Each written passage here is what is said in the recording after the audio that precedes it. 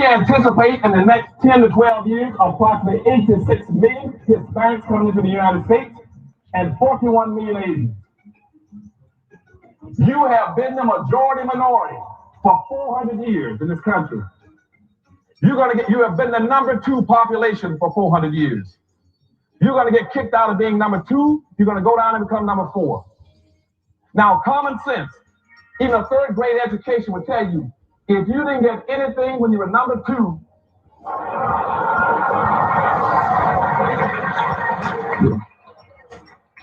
you all jumped ahead of me, but anyway, you can guess what you're going to get when you become number 4. President Biden, do you support reparations? Well, I mean, since I haven't spoken on this chance, number one, the reason we're the country we are is because of immigration. We've been able to cherry pick the best from every single continent. The people who come here have determination, resilience. They are ready to stand up and work like the devil. We have 24 out of 100 children in our school today is Hispanic. The idea that we are going to walk away and not provide every opportunity for them is not only stupid and immoral, but it's bad for America. They are the future of America. Systemic racism that has plagued our nation for far, far too long. I said that over the course of the past year that the blinders have been taken off the nation, the American people. But what many Americans didn't see or had simply refused to see couldn't be ignored any longer. Those 8 minutes and 46 seconds that took George Floyd's life opened the eyes of millions of Americans and millions of people around all over the world. It was the knee on the neck of justice, and it wouldn't be forgotten. And it's not white Americans' fault, but just a fact.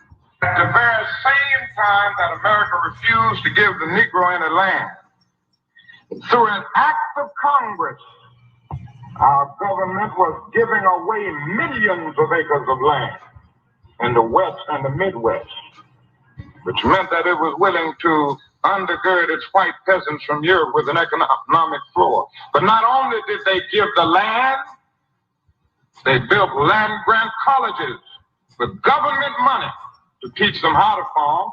Not only that, they provided county agents to further their expertise in farming. Not only that, they provided low interest rates in order that they could mechanize their farms. Not only that, today many of these people are receiving millions of dollars in federal subsidies not to farm, and they are the very people telling the black man that he ought to lift himself by his own bootstraps. Now, this is what we are faced with, and this is the reality. Now, when we come to Washington, in this campaign, we are coming to get our check.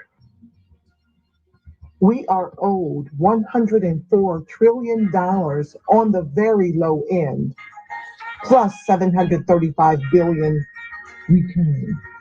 This number does not include the cost of about 50 Black Wall Streets that were decimated, nor compound interest from 2017 when Shane D. Rochester's book, The Black Tax, was published, nor the cost of Black life, nor the cost of living increases, nor the war on drugs, nor the current day pandemic. The number I'm working with is for slavery, Jim Crow, and accrued ongoing systemic racism, oppression, and disadvantage in the country our ancestors built with their lives. If you believe in this number as I do and would like to join me in the fight for reparations, please email me at friendsofadostv@gmail.com. That's friendsofadostv@gmail.com. Good evening on the West Coast. Good evening in the mountain. Good evening in the central. Good evening on the East Coast. You know exactly who it is, family. Angela Nirvana, your hostess with the mostest on the reparationist perspective, bringing you those ADOTs, hot topics, and making the case for reparations. making the case for weaponizing our vote and socializing our suffering. And today, family, you're finally hearing from me the last installment of the anti-Black racism segment on the Chauvin trial. Yes, family, we're going to talk about the verdict. We're going to talk about how we got a verdict. That's it. We didn't get sentencing.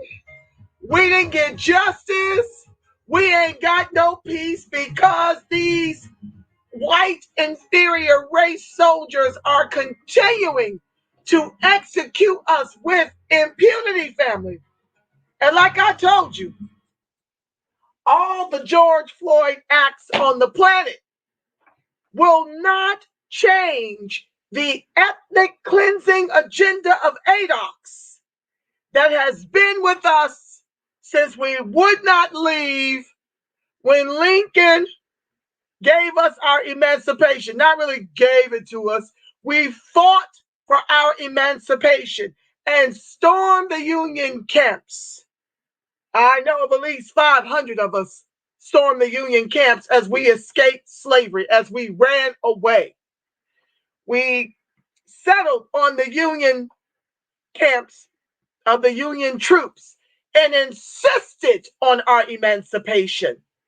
That's the only way we got it, was we overwhelmed their camps, and ultimately we got the emancipation. But many of you may not know that upon emancipating us, they wanted to expatriate us from this country.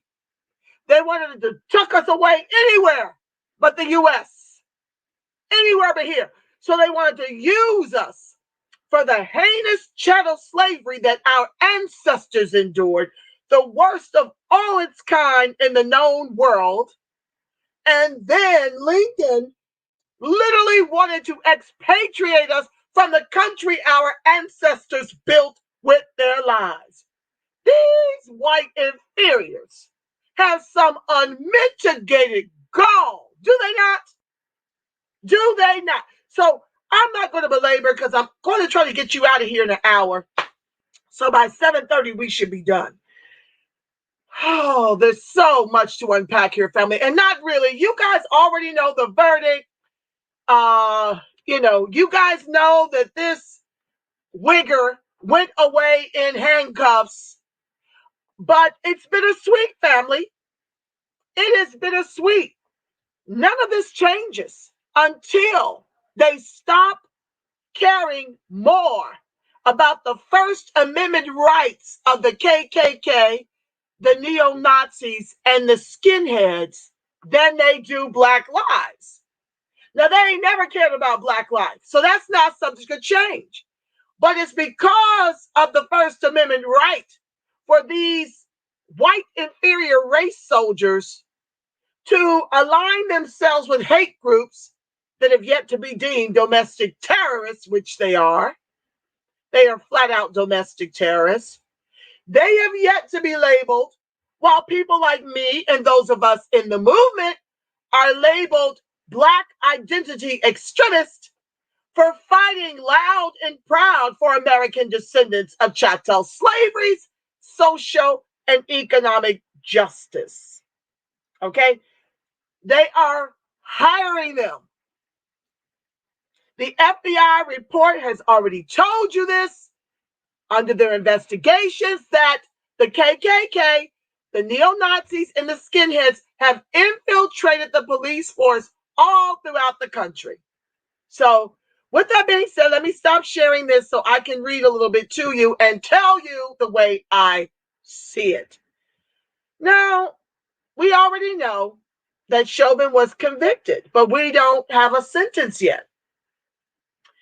And that's problematic because we really don't know which way Cahill is going to go on this, especially since he's now mad at Auntie Max, who showed up in the 11th hour, seemingly to give a damn about the situation. They always show up when the victory is won. You don't see them out there marching when we're being executed all over the country. You don't see them showing up until it's time for the photo op and the verdict is, The verdict was coming down the pike, and Maxine said, well, turn up. I'm paraphrasing. If we don't get the right outcome, y'all need to turn all the way up. And so the Democrats and Republicans alike got themselves all worked up in a lather behind what she said. And Cahill admonished her and called her out. It was like he was sending a dog whistle to the rest of the white inferiors to attack Maxine for her, statement at while they were waiting with bated breath on the verdict. Okay. So I'm really not sure which way he's going to go on this sentence. Guyger, who shot Botham Jean, is now appealing her light 10-year sentence. Okay. So I'm not really, I don't know which way this is going to go. I am praying as I prayed for the outcome of guilty on all 3 charges, and my prayers were answered. Okay, that's all I can focus on. I couldn't focus on if it wasn't going to happen. I needed all of my spiritual energy to go into it happening, and it came to pass, right? So my new prayer is the maximum for all 3 charges would get him consecutively 75 years. I totaled up all the maximum years he could be in jail for each of the convictions, each of the charges. 75 years is my new prayer. And the tragedy is, we didn't get justice here. This is one person throughout our over 400-year Holocaust that has gotten conviction on this level. Conviction on this level. We still don't have sentencing, so we really don't know what Cahill's going to do. But there's a couple ways he's moving, like how he called out Auntie Max from the bench, that give me pause for concern, and the fact that he would not allow the prosecutors to use 8 complaints against Chauvin of the 22 complaints in his 19-year tenure on the force. That was not allowed. He gave them the weakest 2 of the 8, you see, because they felt that the MPD, I mean by they, that practicing 8 times until the final blood choke, the final kill choke was with George Floyd, the MPD that came out against him, okay, thought it was reasonable. The other victims that I shared about on prior shows, look up the archives, they felt that him trying to choke out and practice the kill choke for 8 other occasions was reasonable. And it clearly was not, based on what I shared on the show where I dealt with that in detail. So know this, family, as I said on my midday show, the gas has got to be on the pedal until it's against the law to hire domestic terrorists and unleash them into our communities, until you hold all these Mickey Fickies accounted. You understand me? Like, if it's an unarmed person that gets executed by the race soldier, you're automatically going to do some time. When you use their pensions to pay for the civil suits instead of double taxing us from your respect for their First Amendment right to affiliate with hate groups and give them a bash and unleash them in our communities, we pay their salaries, then we pay their civil suits. I'm going to need that to be on them. I'm going to need y'all to make it necessary that they carry $1 bazillion in insurance. Let that come out of their paychecks direct to pay for the civil suits that are coming. Why in the world are you taxing Black folks twice to pay your racist salaries and to execute us with impunity? Why are you doing that? Why are we having to pay for that? that they should be insured and be able to take care of their own stuff, their own executions, along with doing time. Until you adjust these private prisons, it should not be for the nonviolent offenders who peddle weed that the state now turns a profit on. So when you do those things, I'll believe that you're serious, because that's the only way this stops. So let's talk about how about 6 other people have been executed since the Chauvin verdict. Some believe it's out of revenge. Some believe it's what they're training the new rookies to do and get away with murder. Some believe it's business as usual. I'm of the belief that it's all 3. We've got, I'm trying to get to the article. Hold on.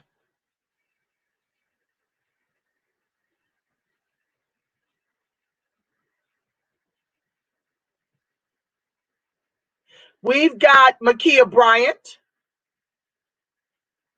who was executed by the race soldiers for wielding a knife in a fight with 2 grown women.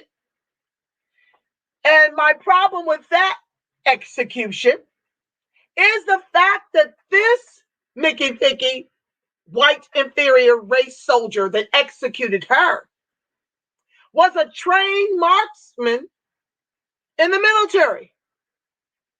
So this is what it's become.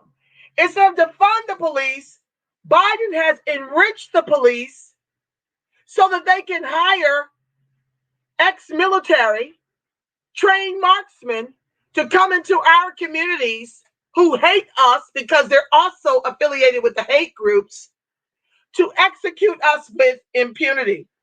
That is what is happening under your president, not mine. I didn't vote for him. That is what 87% of our electorate chose to vote for. The author of the 94 crime bill, who infused the race soldiers with $300 million more dollars, so now they can train the expert marksmen to come into our communities and annihilate us with impunity. She had a knife, okay, but she wasn't charging them with the knife. She had the knife in self-defense. As a matter of fact, she was defending herself against 2 grown women over, from what I understand, the foster mom calling these ex-foster kids to her home to ride Makhia and her siblings about dirty dishes in the sink. This 16-year-old lost her life over a fight with grown-ass ex-foster kids at the behest of the foster mom to come to the house to shame her for the house being dirty. You're a trained marksman. You could have shot her in the foot, and I'm sure the knife would have magically dropped out of her hand. But you shot her to kill her 4 times. When the call was about her encounter with 2 grown-ass women, and she had a knife in self-defense. And it cost her her life at 16. That's an execution. When a trained marksman shoots you 4 times and you're not charging them. I hear her heart was hanging out the back. Her heart was hanging out the back. That's what they did to that 16-year-old young girl. Okay, this was before the Chauvin verdict. You got Kim Potter, who screamed taser, taser, taser as she executed Duante Wright, who was driving his mother's car and was pulled over because of expired tags during a pandemic when no one can. I just made my 5th trip to the DMV about a matter. This time I had an appointment that I've been trying to get for months. I still have to go back to finish this process.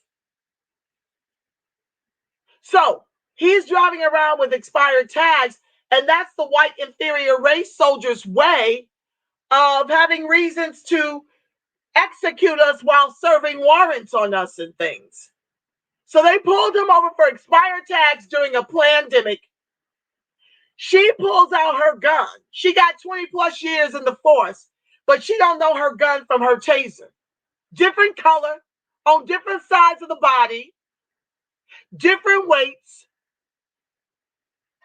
She's screaming taser, taser, taser as she executes him. To me, she, like Chauvin, was showing the rookies how to get away with murder. Of ADOX, American Descendants of Chattel Slavery, because as I've mentioned many times on this segment, that dollars bring dignity and being poor makes you a target. I'm not as prone for that to happen to me in my neighborhood, which is already gentrified, you see. Once white folks move in, then you've got a little protection from their complexion, not your own. As the African prince who was just executed in Hawaii just learned. You see, these race soldiers' bullets know no pedigree. Their bullets don't stop to ask me if I'm college degreed, a homeowner, and a mother. It doesn't give a damn about none of it. As the African prince just learned, tragically. I'm not making light of the situation. I just need you to understand that when they hire the KKK, they're taking them into communities where we are totally wiped out economically. Highest numbers of unemployment, highest numbers of underemployment. So Duante Wright gets pulled over and Kim Potter executes him, and then the city decides to spend $9,000, okay, to put a gate up around her home because these protesters ain't playing no more. They're making house calls. They're showing up in droves to the police departments. They're breaking curfew because we are tired of these race soldiers executing us with impunity. And then I want to mention about Andrew Brown Jr. Andrew Brown Jr. was executed. He was executed in his driveway.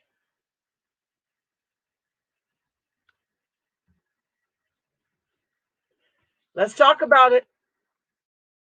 He was executed in his driveway for a warrant. For a warrant. And then the race soldiers started talking sideways to the family's attorneys because they were out of state and would only show the family 20 seconds of his execution. And it was vile. I don't show those graphic things here. I don't even watch those graphic things. I fast forward because the trauma. We're already suffering from post-traumatic slave syndrome. Our people don't need any more trauma. I don't sit up and watch this kind of stuff since George Floyd. That's a wrap for me. And you'll never come here on the anti-Black racism segment and see me showing us be executed by the race soldiers. We've got enough on our plate. So they treat the family with disdain for even wanting to see the tape. Then they edit the tape to black out the race soldiers, the white inferior race soldiers' faces. And then they talk crazy and sideways to the defense attorneys that showed up. Not the defense, the attorneys representing the family. Yeah. They talk to them sideways and crazy. after executing their loved one, unarmed. When he was in that car, he was trying to get away from being executed. He knew what was coming. And so now, let's talk about it. The FBI opens a civil rights investigation into the police shooting. The FBI Charlotte field office confirmed they have opened a federal civil rights investigation into last week's police shooting of Andrew Brown Jr. in Elizabeth City, North Carolina.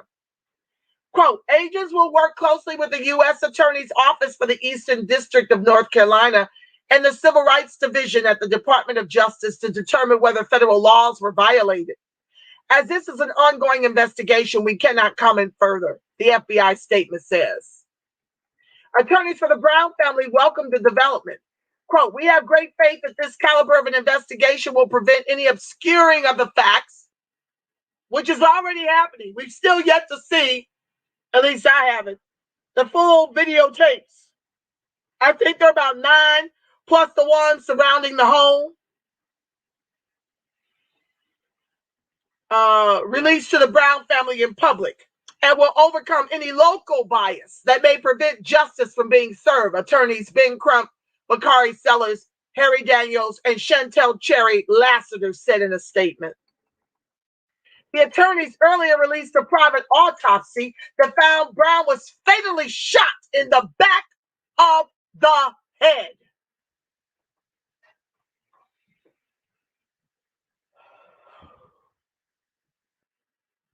Brown, a 42-year-old black man, had been shot 4 times in the right arm and was trying to drive away from Pasquotank County Sheriff's deputies when he was hit in the head. Family attorney Wayne Kendall said, citing an autopsy performed by Dr. Brent Hall. He was trying to run because he was scared for his life, Kendall said. The Pasquotank County Sheriff has said deputies fatally shot Brown as they attempted to execute a warrant, but have not said what led officers to open fire. Harry Daniels, another attorney for the family, said Brown was unarmed. The shot to the head caused Brown to lose control of his vehicle and crash into a tree, Kendall said. A copy of his death certificate says he died within minutes due to a gunshot wound to the head. The FBI investigation and the autopsy raised further questions about last Wednesday's shooting, which has spurred protests over the authorities' lack of transparency. The fatal shooting just a day after a former Minneapolis police officer was convicted of murdering George Floyd highlights the pervasiveness of police violence in America and the increasing importance of body cameras for transparency and accountability.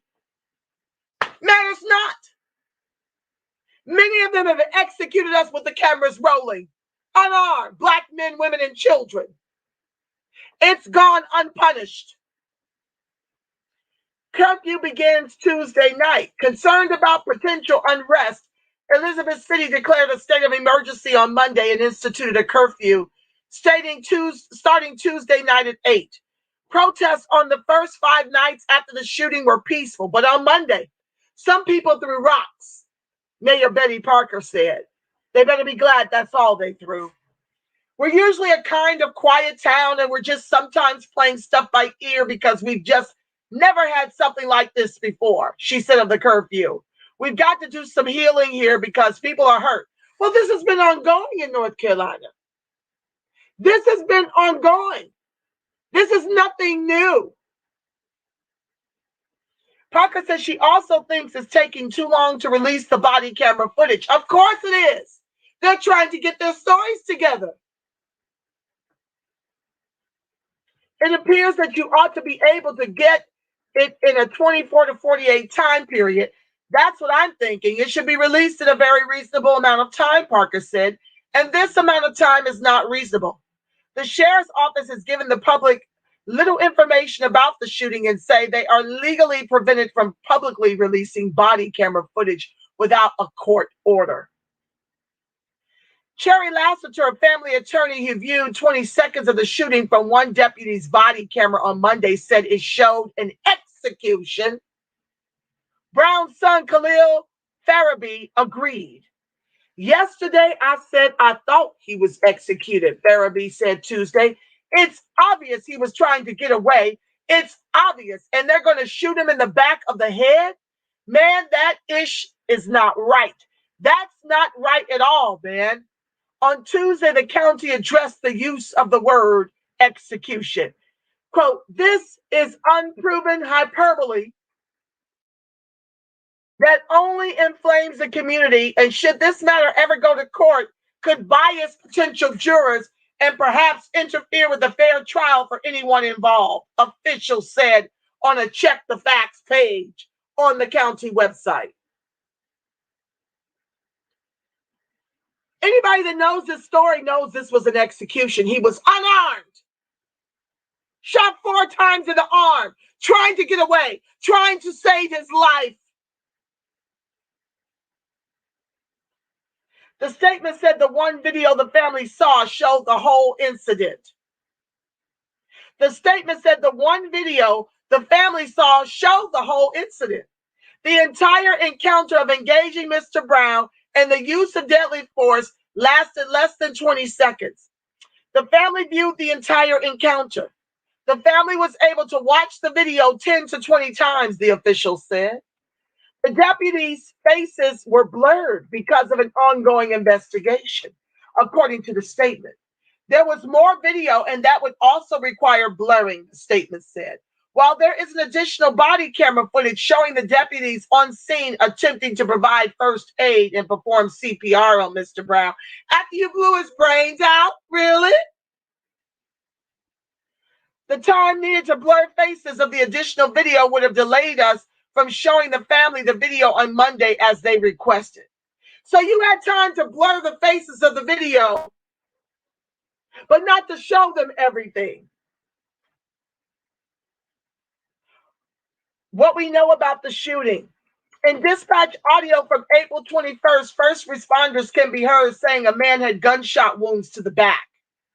According to Cherry Lassiter, Brown was seen in his driveway, blocked in by the sheriff's department, sitting with his hands on the steering wheel.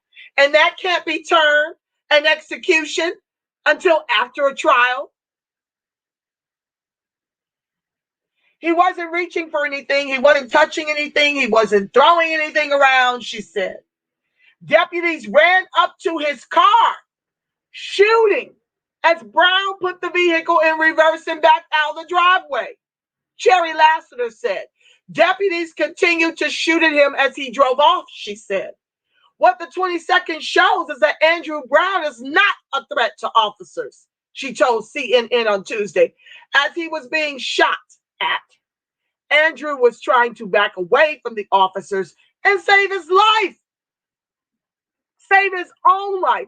CNN has not seen the video and has not been able to independently verify the family attorney's account of the video. Chief Deputy Daniel Fogg said it would be inappropriate to comment on the case until all the evidence is collected. The delay in releasing the video publicly stems from a 2016 North Carolina law that exempts police body and dash camera footage from state open records laws. A court order is required for video or audio to be released to the public. Of course it is. This is how you get away with murder.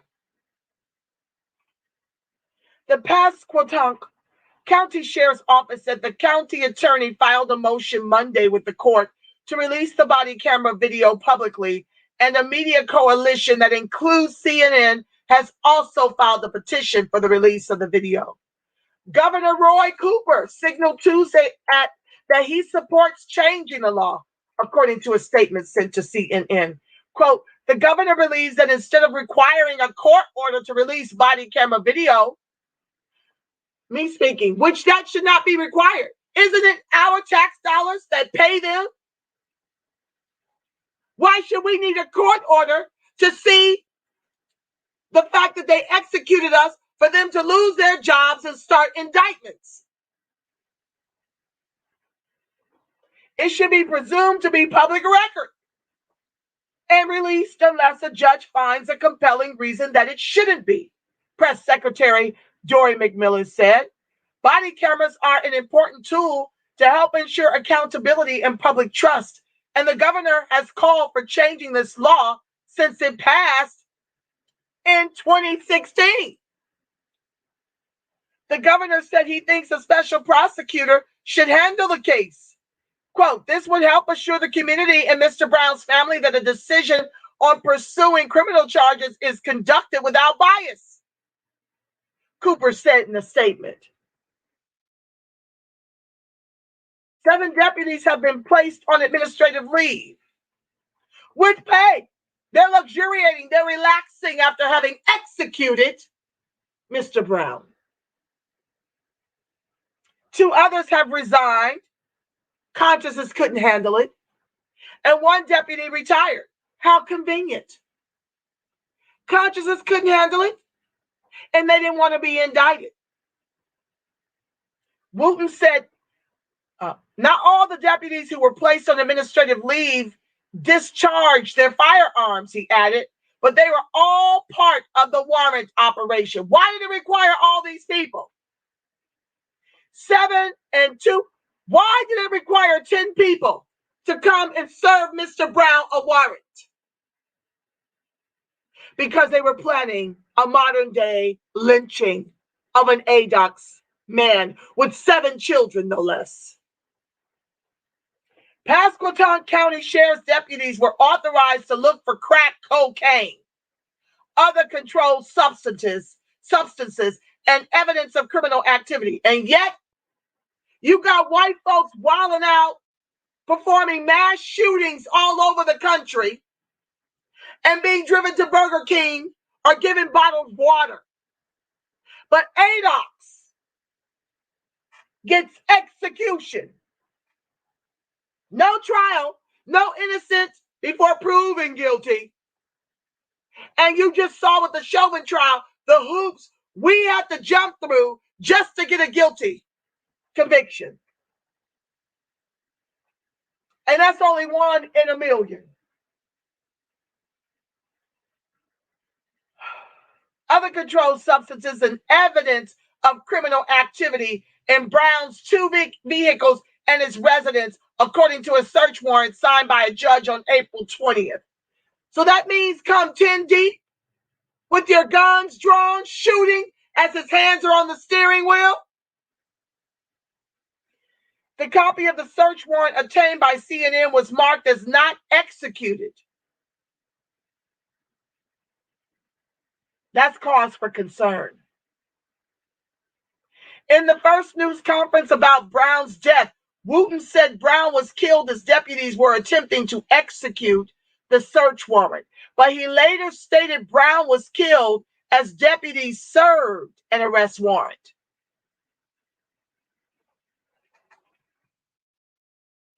CNN has not been able to obtain the arrest warrant. Interesting.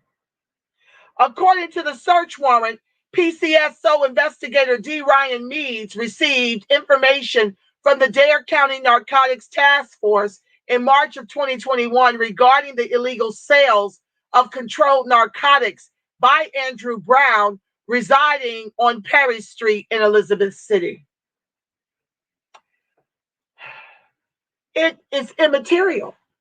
It did not warrant them executing, being the judge and the jury about Mr. Brown's whatever it was. The task force had been in touch with an informant who claimed to have been buying drugs from Brown for over a year, including at his home or at motel hotels, according to the warrant. However, Brown's Aunt Betty Banks said the family was told that authorities did not find any drugs or weapons in Brown's car or in his house. So you could just get executed on hearsay when you're ADOX.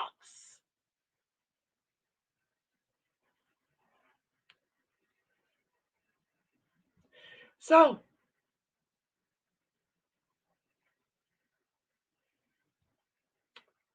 I want to go next to grim list of deaths at police hands grows even after the verdict. We just talked about it. I don't need to cover that article. I'm at 6:59. So, I don't know if you know this, but there were only 18 days in 2020 that the police did not kill somebody, according to police accountability data. Police officers killed more than 1,100 people last year, according to Mapping Police Violence. That averages out to about 3 police killings every day. Nearly 30% of those killed were Black. I told you guys, this is ethnic cleansing of ADOX.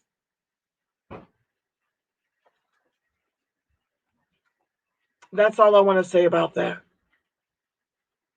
Also want to share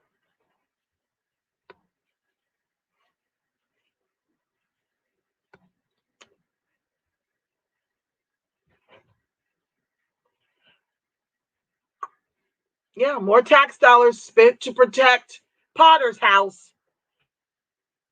She's fled, but they spend $9,000 to protect her home. More of our tax dollars going to protect the white inferior race soldiers that execute us with impunity.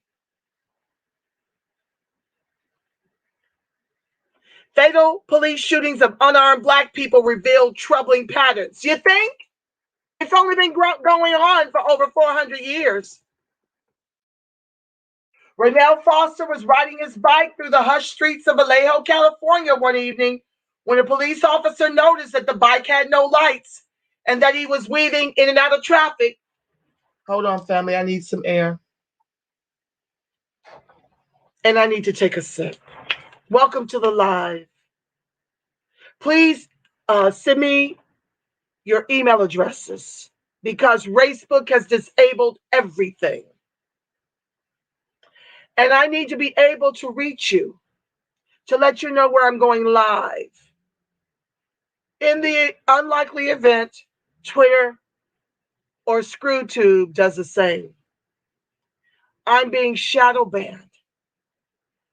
They're trying to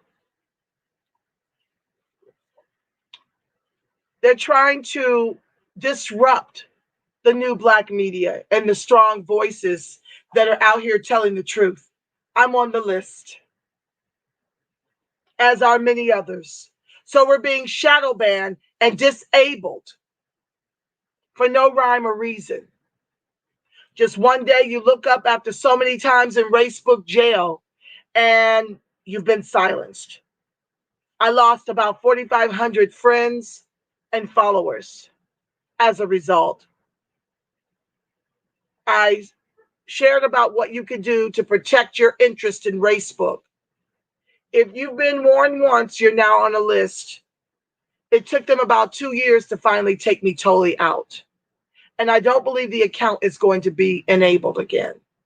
So please allow me the privilege of being able to find you to share with you what has happened in the future by emailing me at friendsofadostv@gmail.com.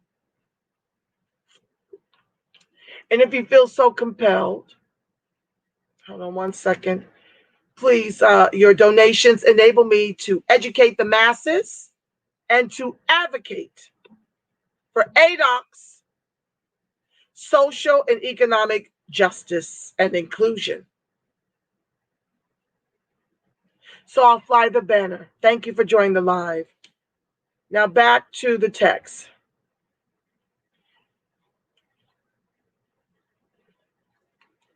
The officer, Ryan McMahon, went after Foster with lights flashing, siren blaring, and the car's spotlight pointed directly at him. Foster stopped. The pair exchanged words before Foster, who was on community supervision for a car theft conviction a month earlier, fled, eventually ditching the bicycle. McMahon caught up with Foster and jumped on top of him. The two struggled. McMahon, a rookie on the force, used a taser on the father of two and struck him several times with his department-issued flashlight. Gunfire erupted. 7 shots total. When it was over, Foster, 33, lay dying in the bushes in a darkened courtyard near an apartment complex.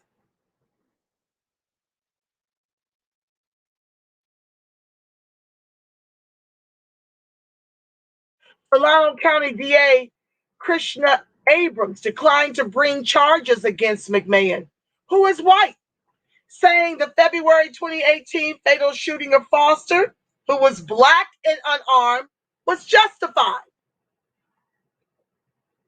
In a January 31st, 2020 letter to the Vallejo police chief, Abrams said that Foster posed an immediate and extreme threat to McMahon, and that it was objectively reasonable for Officer McMahon to defend himself and open fire on Foster, an unarmed black man. A year later, he shot again.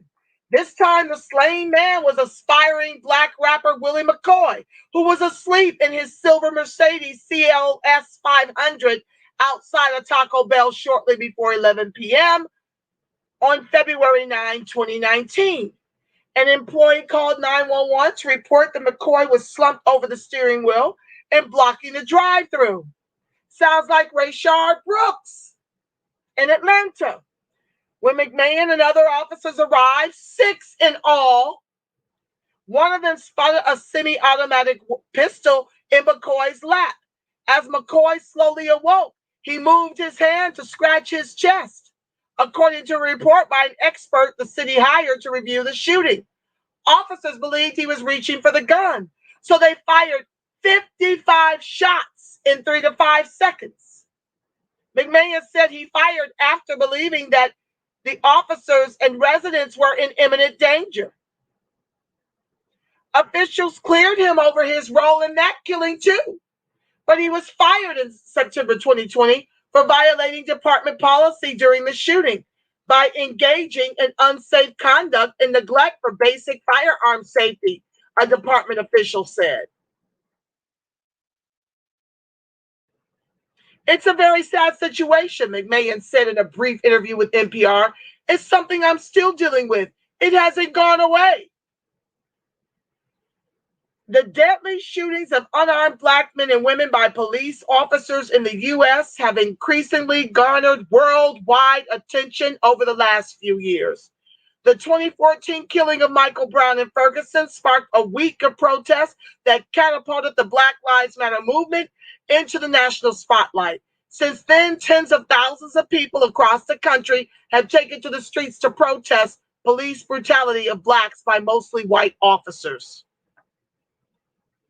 Since 2015, police officers have fatally shot at least 135 unarmed black men and women nationwide. An NPR investigation has found. NPR reviewed police, court, and other records to examine the details of the cases. At least 75% of the officers were white. This is what happens when you hire the KKK, the neo-Nazis, and the skinheads, because you don't want to impede on their First Amendment rights. As if that matters over black lives.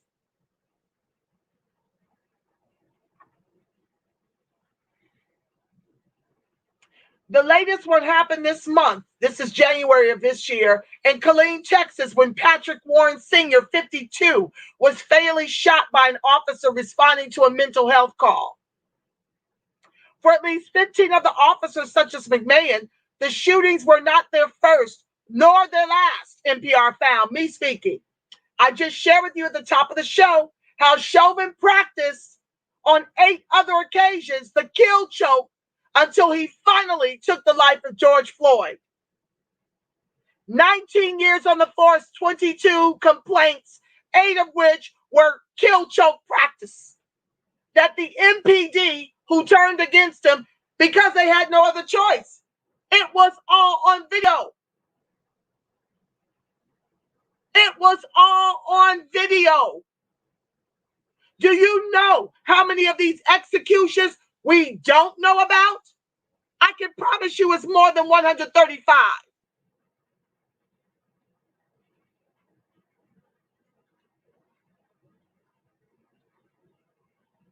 They have been involved in 2, sometimes 3 or more shootings, often deadly and without consequences. While Biden, your president, gives protections to the Asians whose assaults, 68% of them are verbal. Less than 1% have been killed by the race soldiers. Less than 1% of them are enslaved in the private prison industrial complex. Those who study deadly force by police say it's unusual for officers to be involved in any shootings. I'm so sick of the one bad apple in the barrel concept. I'm sick of that lie. Many officers will go their entire career without shooting, sometimes without pulling their gun out at all, said Peter Sharp, a criminologist and professor in the School of Public Health at Louisiana State University and co-author of The Badge and the Bullet, Police Use of Deadly Force. It's rare. We can't tell. Not every law enforcement agency releases detailed information about the police shootings. Perhaps that's why he believes it's rare. Not every law enforcement agency releases detailed information about the police shootings. Shouldn't that be public record? Their salaries are paid with our tax dollars, and we can't get the details of their shootings. The LA County Sheriff's Department and the Kansas City, Missouri Police Department, for example, refused to release specifics such as officer names or their race, citing open investigations. How convenient. This should be against the law. How do we know the actual numbers of us that are unarmed and being executed if this stuff is closed off from us as tax-paying citizens paying their salaries? Still, NPR reviewed thousands of pages of job applications, personnel records, use of force reports, citizen complaints, court records, lawsuits, news releases, witness statements, and local and state police investigative reports to examine the backgrounds of the officers and analyze details of each shooting. We also interviewed use of force experts, criminologists, police lawyers, prosecutors, and relatives of victims. Among NPR's other findings, at least 6 officers had trouble passed before being hired onto police departments, including drug use and domestic violence. So give them a badge and put them in our communities, right? One officer had been fired from another law enforcement agency, and at least 2 others were forced out. Several officers were convicted of crimes while on the force, such as battery and resisting and obstructing, but kept their jobs.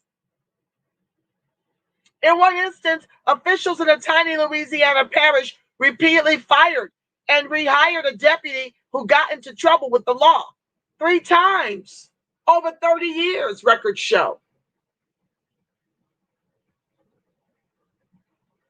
Fired and rehired a deputy who got into trouble with the law 3 times over 30 years. More than 24 officers have racked up citizen complaints or use of force incidents. A Fort Lauderdale, Florida police officer had 82 reviews over use of force incidents, but was never found in violation. 82 reviews over use of force, and Biden protects Asians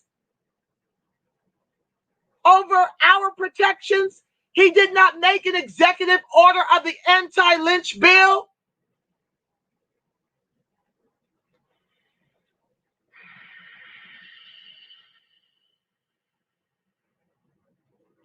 A Vinland, New Jersey officer had more than 36 use of force incidents over a 5-year period. More than 36. More than 36 use of force incidents in a 5-year period. Several officers have violated their department policies and have been cited for ethics violations, including a Hollywood, Florida officer accused of trying to steer business to his company, and an Arizona state trooper accused of misuse of state property. 19 of the officers involved in deadly shootings were rookies with less than a year on the force. One was on the job for 4 hours, another for 4 days. More than a quarter of the killings occurred during traffic stops, and 24 of the dead, 18%, suffered from mental illness. The youngest person shot was a 15-year-old Balch Springs, Texas high school freshman who played on the football team. The oldest was a 62-year-old man killed in his Los Angeles County home.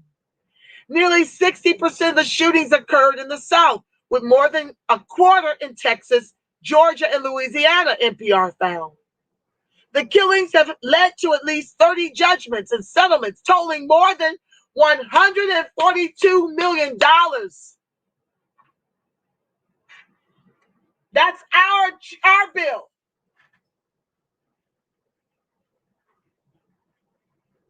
Our taxes. Records show dozens of lawsuits and claims are pending. An examination of individual cases reveals the myriad ways that law enforcement agencies fail to hold officers accountable and allow them to be in a position to shoot again. In many instances, the criminal justice system refuses to prosecute, often resulting in departments putting officers back on the street instead of desk jobs where they have little contact with the public. You see why I said none of this changes until they stop hiring the likes of these kinds of people? This is our ethnic cleansing, family. Pay attention. Wake up. Sound the alarm. Get to the range.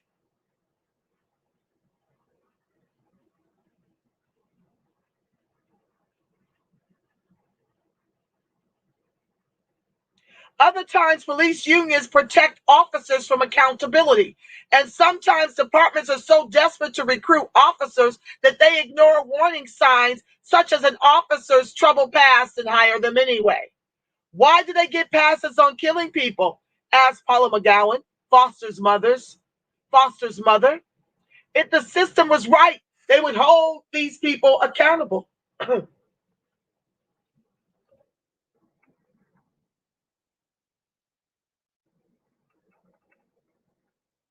I'll pick up on this tomorrow. Let me see what you guys have to say about it. Hi, Miss Letty K. Love. Hi, Martin Norwood. Antoine Foster. Brian says, the police stay trigger happy with us. Kill first and ask questions. Make up narratives later. Oh, they make up narratives. We end up being responsible for our own executions, the way they tell it. I'll go read a little bit more since I don't see many comments. Welcome to the live for those of you who have yet to chat. Okay, let me go back to the text then. We got a little bit more time to unpack this. Let's go back up. This is a shame. I want to finish this. Let me just finish this article and then we'll pick up tomorrow on the program with the other articles I had to share in this segment. This is the Ida B. Wells 2.0 series presents anti-Black racism. Since the government and the mainstream media, corporate with 3 Ks, news media outlets, are pivoting from Black lives not mattering to Asian protections from us, then this series has to be done here. It's all a part of making the case for reparations. This is factored. The cost of Black lives. We need to roll up all of what it's costing these civil suits into the reparations demands. Perhaps once it starts costing them their lives and their dollars, this will stop.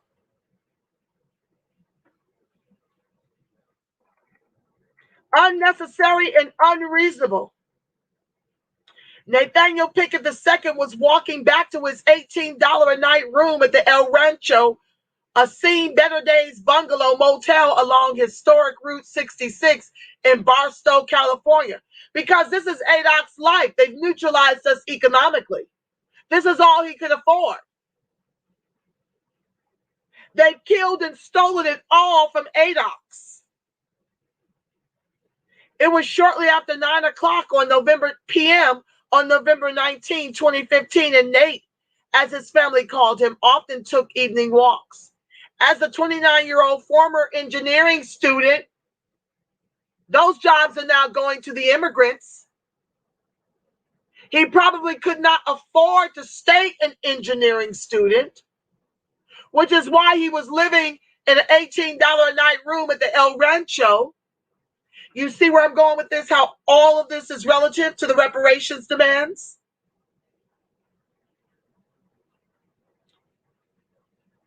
We've been neutralized by institutional systemic racism on every front. This is ethnic cleansing of ADOCs. As a 29-year-old former engineering student crossed the street, he caught the eye of Kyle Woods, a San Bernardino sheriff's deputy.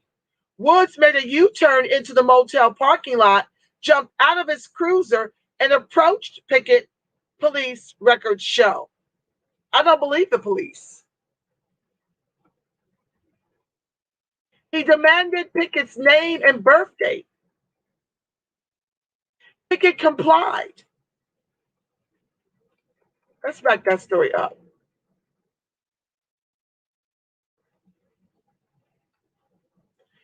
So Woods made a U-turn in the motel parking lot. He jumped out of his cruiser and approached Mr. Pickett. He demanded Pickett's name and birthday. Why? Pickett complied. In fact, he did everything Woods asked of him, including taking his hands out of his pockets. When Woods asked him if he lived at the motel and where he was from, Pickett said he didn't know. When Pickett asked if he had done something wrong, the deputy said he just wanted to talk to him. What's the problem? Pickett asked Woods 9 times as the deputy peppered him with questions about whether he had ever been arrested. Yes, if he had lived in Barstow all of his life and where he was going. There is no problem, the race soldier responded. Pickett asked if he could go to his room where he had lived since moving to Barstow 7 weeks earlier. Woods would later admit under oath that he knew he had no probable cause to arrest him and that Pickett had the right to walk away. But when he tried, Woods grabbed him and told him to stop resisting. Woods threatened to use a taser on him. Pickett put his arms up and was running towards his room, room 45, when he tripped and fell in the breezeway. As he scooted backward from Woods, the deputy caught him. The two scuffled while a male citizen volunteer on patrol with Woods watched from a few feet away. Not stopped him, watched him. Woods punched Pickett 15 to 20 times before pulling out his service weapon and threatening to shoot him. He fired, hitting Pickett twice in the chest, once with the barrel of the gun pressed against the man's chest. At point-blank range. Ow, Pickett moaned. One of the bullets pierced his heart and left lung. Pickett was pronounced dead at the scene. Woods on the force for 2 years at the time, but on the streets for just a few months, said he shot him because he feared for his life. Woods, who is black, didn't give a statement to police about the incident for 28 days. And when he did, he said that he stopped Pickett after seeing him hop the motel fence. He thought Pickett was trespassing, and he was fidgety, like he might be under the influence, Woods said. Pickett had marijuana in his system, and his blood alcohol level was 0.01%, far below the level to be considered legally impaired, records show. The deputy never faced criminal charges in Pickett's death, but the victim's family filed civil charges. And when he testified under oath at the civil trial, Woods told a different story. He said he never saw Pickett jump over the fence and that the gate actually was open. He also said it never occurred to him that Pickett could be mentally ill. Pickett was diagnosed with mental illness during his freshman year at Hampton University in Virginia and had been treated through the mental health court in San Bernardino in 2012 after conviction for resisting a peace officer and false personation, records show. Scott Foe, who spent 2 decades with the LAPD, testified as an expert witness at the civil trial. He said that Woods' use of force was unnecessary and unreasonable. This is probably one of the worst cases I have looked at because of the mental health component, Defoe testified. There was no crime. He ran as he had a lawful right to do. The jury in the civil trial was unanimous. Jurors agreed that Woods had no right to detain Pickett, used unreasonable or excessive force against him, which caused his death, and delayed getting him medical care. They awarded Pickett's family, with our tax dollars, $33.5 million, one of the largest amounts ever in an officer-involved shooting case. Nathaniel Pickett Sr., 65, said that Nate was the only child he had with Dominic Archibald, a 2-time combat veteran and retired Army colonel.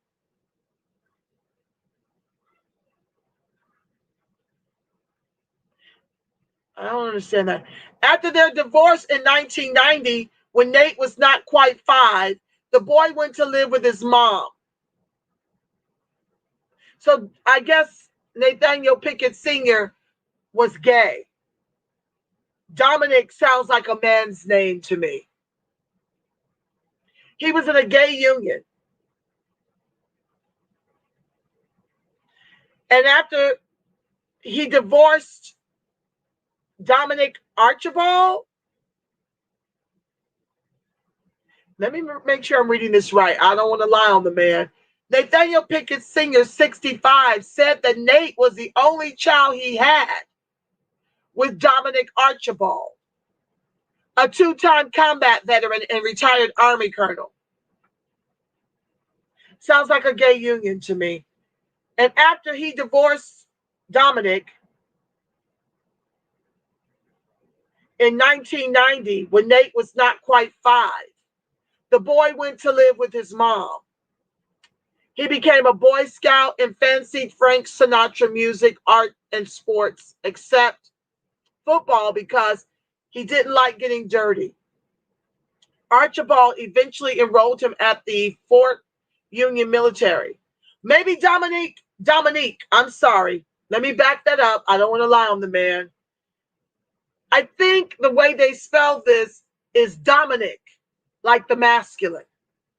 But I think this is Dominique Archibald. But I don't know. It says a 2-time combat veteran and retired Army colonel. Is that Nathaniel Pickett Sr.? I'm not really sure. So let me just say I don't know. After their divorce in 1990, okay, he didn't like getting dirty. Archibald eventually enrolled him at the Fort Union Military Academy, an all-boys college preparatory boarding school in Virginia. So it's Dominique, I guess, agreed to let him transfer in his senior year to Woodrow Wilson High School, a public school in Washington, D.C. We just wanted him to be happy, Pickett said. Less than 3 years after Pickett's death, Woods was involved in a second on-duty shooting of another unarmed man. Minutes after starting his 7 p.m. to 7 a.m. shift on January 14, 2018, Woods noticed the man Ryan Martinez driving his black Jeep in Barstow without an illuminated license plate. He activated his lights and siren and hit the gas. During the pursuit, Martinez lost control of the car and ran off the road into a drainage ditch, police records show. The car flipped. Woods said he ordered Martinez to show his hands. He refused. Could he show his hands? Woods fired 2 shots at him but missed. Afraid that Martinez might have a gun, Woods used a taser on him unsuccessfully before drive stunning him in his leg. Woods then shot him in the chest and hand when he said the man reached for his waistband area. Martinez, 27, survived. No gun was found at the scene, according to police records. Woods was not wearing a body camera.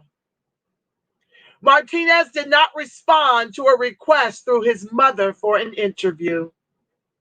He was shot 3 times, his mother, Kathy Searcy, said in a Facebook message to NPR that included photos of his bullet wounds.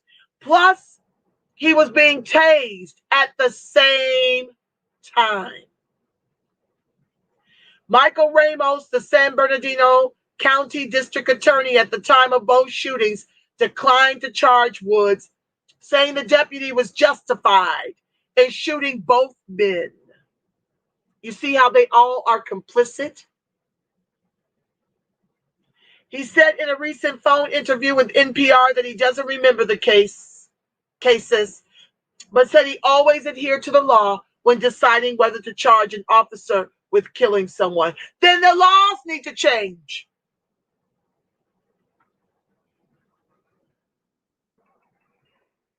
Each case is different, said Ramos, who was the DA from 2003 to 2018 when he lost his re-election bid for a 5th term.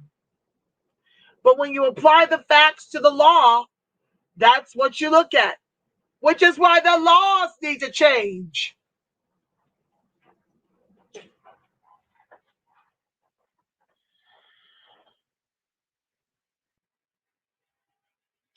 Ramos defended officers, saying that they have an impossible job. Really? They're trained marksmen.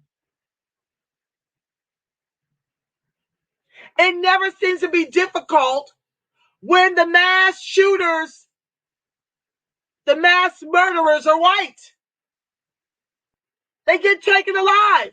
How impossible is this job when you're executing unarmed black men and women and children?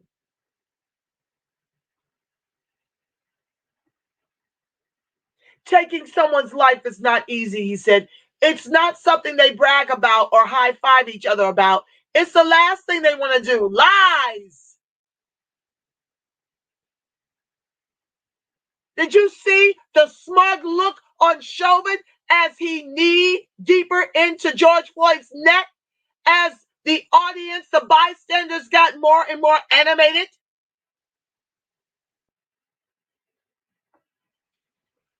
They cover for each other and lie all the time.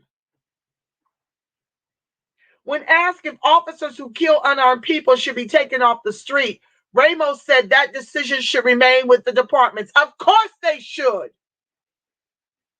They should be under the jail. Because they don't have to shoot to kill, and they only shoot to kill when it's ADOX.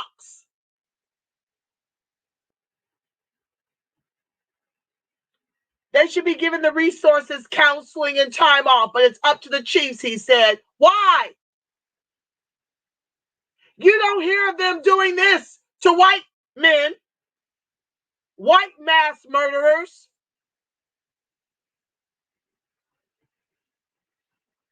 Why are you calling them when they're executing ADOX?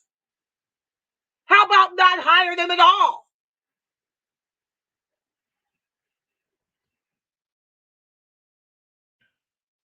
Authorities said that Woods reasonably believed he had to use deadly force to protect his own life. How so? He was placed on paid administrative leave for at least 3 days after each shooting, which is routine for officers involved in deadly force, said Sheriff's Department spokeswoman Jody Miller. Woods, 28, could not be reached for comment. Vincent Ewing, the attorney who represented Woods in the county in the Pickett lawsuit, declined to comment on the record. Pickett's father said he remains haunted by his son's killing. It doesn't ease with time, he said. It still bothers me. The most difficult time, he said, is when he occasionally sees Woods at the courthouse in Victorville, where the deputy is now assigned. So our people have to relive the trauma over and over and over again because nothing happens to these white inferior and black inferior race soldiers. They get away with murder, especially when it's us. Let me read on. He showed no remorse, Pickett said. If he was remorseful, he would have said, hey, I'm sorry. Little accountability. The decision not to charge Woods is common. Authorities failed to charge officers in more than 80 cases, records show. So you're basically telling them you have a license to execute ADOCs. Unarmed black men, women, and children. Ethnic cleansing. Of the officers involved in the deadly shootings of unarmed black people over the last 5 years, 13 were charged with murder.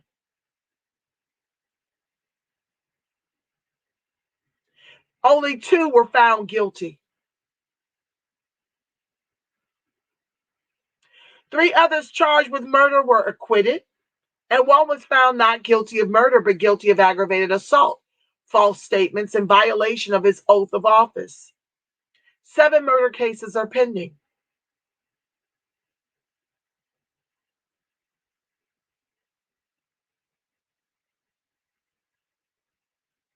So 13 and 135 executions of our people, black unarmed people, that NPR could find.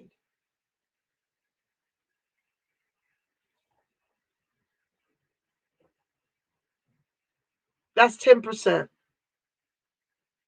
charged with murder, when all of them should have been charged with murder and convicted. But you can't even halfway blame the jury because, as I mentioned, they're all in cahoots. The judges and the DA, the prosecutors and the defense, to protect the white and black and Hispanic and Asian inferior race soldiers, especially when it comes to the execution of ADOC's life. And our tax dollars pay their salaries to keep them salaried in our communities.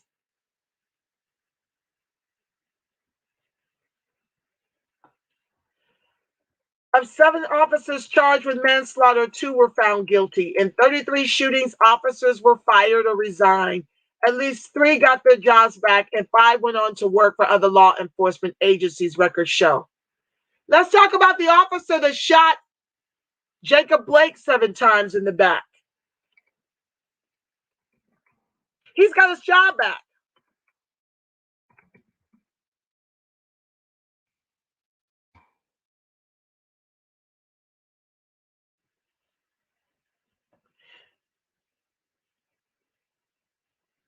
Okay, so Jacob Blake's uncle was arrested during a protest over the officer who shot him returning to active duty.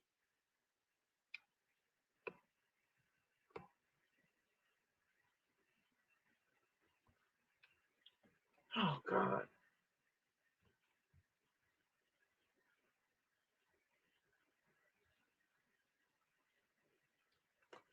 He speaks to CNN about the shooting.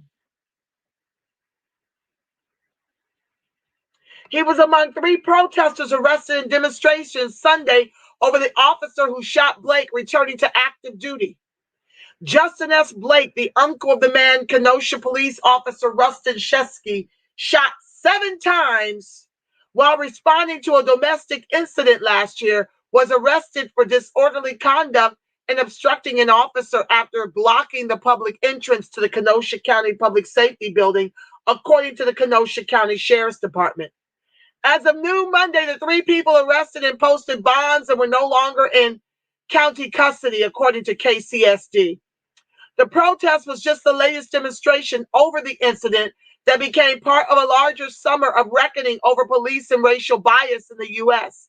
The August 23rd shooting resulted in 29-year-old Blake being paralyzed from his waist down. Chesky, a white officer, recently returned to active duty after being cleared of all wrongdoing in the shooting of Blake, a black man, an ADOX man in particular. Justin Blake told CNN the family wasn't made aware the officer was returning from administrative leave. Around 5 p.m. Sunday, after a calm march, approximately 25 protesters gathered in front of the public entrance of the public safety building, the only way for citizens to access the sheriff's department. The police department of Kenosha Joint Services, according to the KCSD. Over the next few hours, the group dwindled to 10, and officers asked the group relocate, KCSD said, adding that several members of the community came to the building and were either dissuaded or had to be escorted in. By 10 p.m., 4 people remained seated at the front door. 1 protester left the position after deputies arrived, but the 3 people who remained were placed under arrest, according to KCSD. Kenosha Police Chief Daniel Miskins issued a statement Monday saying that while his department was actively working to improve its relationships with all of Kenosha, he questioned the motives of at least some of the protesters. Ain't that about a blip? We are always open to constructive communication. However, we cannot effectively communicate with those that seek a spotlight to create and further facilitate a false narrative, Miskin said in the statement. Community growth, building relationships, these ideas need to be our focus, not creating barriers. While you put this trigger-happy wigger back on duty.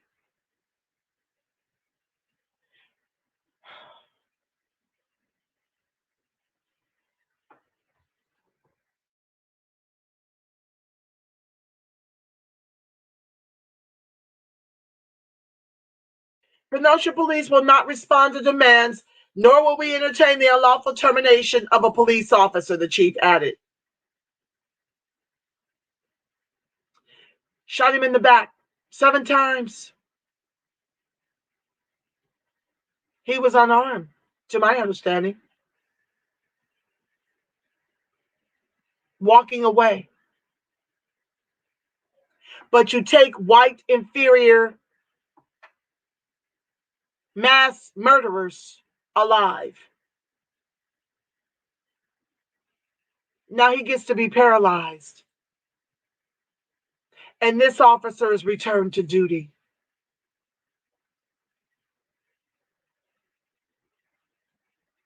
Despite the arrest, KCSD said it recognizes and respects the rights of citizens to protest. These targeted arrests of the 3 protesters that were blocking the door to the public safety building should not ignore that the majority of people today had been out for hours during an incredibly peaceful protest, according to KCSD.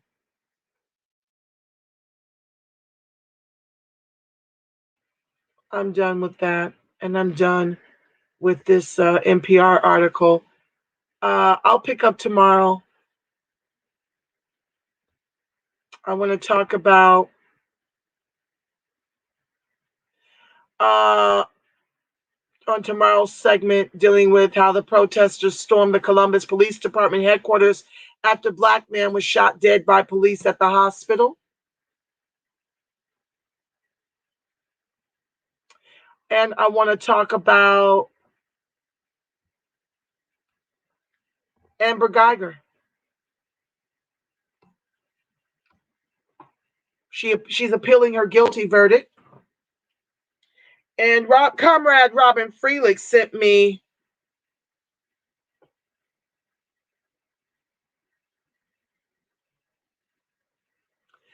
an article about Breonna Taylor. She hasn't sent the article yet. Something about the murderer, the white inferior race soldier that executed Breonna Taylor. Something about his trial being delayed. I have to get the article. Let me not go into that right now. That'll be on tomorrow night's segment. And how Biden calls for confronting systemic racism after Chauvin was convicted of murder in Mr. Floyd's death. I want to talk about that. And, juxtapose it to his first 100 days and how he's done absolutely nothing for ADOC, specifically for our social and economic justice, but pay more lip service. We'll get into it tomorrow night, family. What's up, Terry Lewis? Unapologetically Black ADOS. I see you, family. Welcome, one and all. That's my time, family. I thank you so much for joining the live. And with that said, I hope to see you tomorrow for another rendition of Ida B. Wells 2.0 series presents Anti-Black Racism. We're going to go over the rest of the topics I had outlined for this show. But we're at 7:46, and I promised I would not keep you beyond an hour, and I'm already past. With that said, I'd like to pray a prayer of protection over you, that the light of God surrounds us, the love of God enfolds us, the power of God protects us, and the presence of God watches over us. Wherever ADOX and its allies are, God truly is, because, family, you are the face of God, the voice of God, the body temple of the Spirit of the living God. Know this, family, I love you so much. I love you Black, and I love you strong. And with that said, you make it a beautiful God-inspired rest of your evening until tomorrow, as the world of ADOX turns, your midday wake-up call at 12 noon Pacific Standard Time. And then, like I said, we'll be back with this segment at 6 p.m. Pacific Standard Time. Peace, family.